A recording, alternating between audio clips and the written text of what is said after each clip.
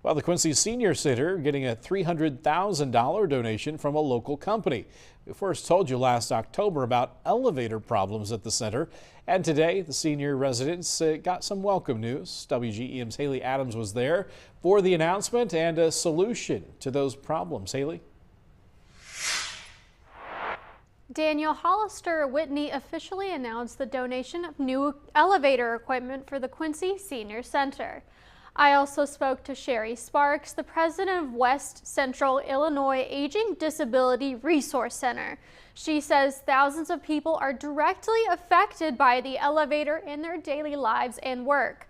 Sparks says this announcement will also go beyond helping daily activities and can help residents living in the building.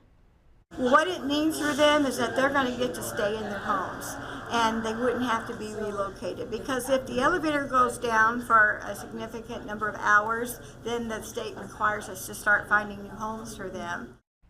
Manager Ed Trone from Hollister and Whitney first visited the senior center a few months ago and saw the need. He says he also saw how important the elevator is to mobility for residents. We actually went and visited the senior center. We rode on their current elevator, and we got to visit and meet with some of their people living there, and they showed us their rooms. We got to see where they have their events. So just a really great cause that we can support, and we're happy to do so. Sparks says that the elevator is crucial for many parts of the senior center, including their Meals on Wheels program. She says those who live above the first floor with disabilities need the elevator because they cannot navigate the stairs.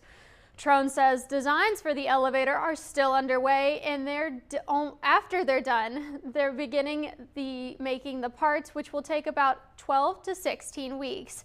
They expect the project to be done by 2027. Daniel?